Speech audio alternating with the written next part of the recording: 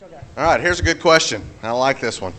I like it too. You like it already? I do. Yeah, it's going to be good.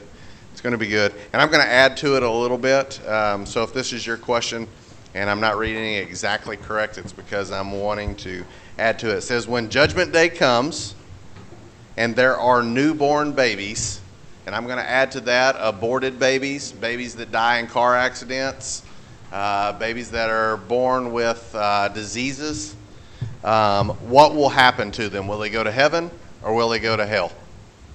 Whew, good question. Good question. Let me answer it this way. Scripture says this in Romans chapter 1, in verse 20 it says, and I'm going to be referring to adults here for a second.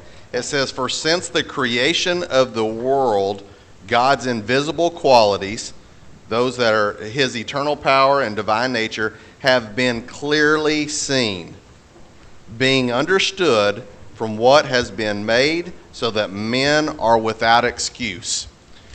The reason why I bring that up is because as an adult, we can look around us and we can clearly see that God has created. We understand that God has done stuff. We all know that there is a God. There's no other explanation for all the things that we see. So it's very clear to us as adults that there is a God, okay? So we have a choice. There should be no excuses. We need to seek out Christ. We need to seek out God, and we need to understand that that is our responsibility to seek that out.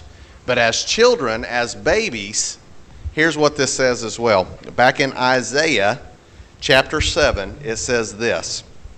Verse 16, 7:16 of Isaiah. But before the boy knows enough to reject the wrong and choose the right, the land of the two kings you dread will be laid to waste. Which gives me the idea of, when Isaiah was writing this, that there is a certain age that you can choose what is right and what is wrong.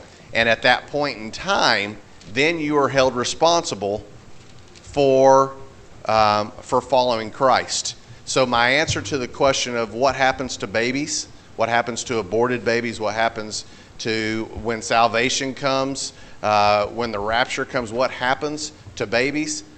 They are not of, and I don't know what that age is. It could be a mental state. It could be, that's going to be one of those things that is left up to God, thank goodness. But there is an age of accountability that we have to. So my belief is, and I think I can back that up scripturally with what I just read, is that babies are definitely going to be in the kingdom of heaven. If I can kind of back that up, in 2 Samuel, you know the story of David and Bathsheba. He commits adultery with Bathsheba and has her husband murdered. So if you ever think that you're kind of bad, just look at David, all right? You're like junior league when it comes to sinner compared to David. And he was a man after God's own heart. There's love enough for you. But because of that, Nathan, the prophet, comes to him and confronts him and rebukes him about it. And here in chapter 12, verse 16 or 15, says, the Lord struck the child that Uriah's widow had borne to David so that he was very sick. All right, so as judgment on that, God's taken the kid. He struck the kid sick. It says, David therefore inquired of God for the child, so he's praying. And David fasted and went and lay all night on the ground. The elders of his household stood beside him in order to raise him up from the ground, but he was unwilling and would not eat food. Then it happened on the seventh day that the child died. And the servants of David were afraid to tell him, for they said, behold, while the child was alive, we spoke to him and he didn't listen to us. How then can we tell him that the child's dead? I mean, since he might do to himself harm. But David saw the servants were whispering, and he confronted them and said, is the child dead? And they said, yes, he is dead. So David arose from the ground, washed, anointed himself, changed his clothes. He came into the house of the Lord and worshipped. And then he came down to his house and took food and ate. His servant said to him, "What is this thing you have done? While the child was alive, you fasted and wept. But when the child died, you arose and ate food." And David said, here's his answer, "While the child was still alive, I fasted and wept. I said, who knows, the Lord might be gracious to me and let the child live. But now that the child has died, why should I fast? Can I bring him back?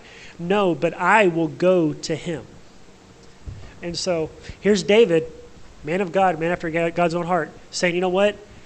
While the child was sick, he was praying to God. Maybe God would spare him. But then after the child died, okay, he's with God. I'm going to go see him one day. And so there we have, David knowing with that assurance that he is going to see that child again one day in heaven.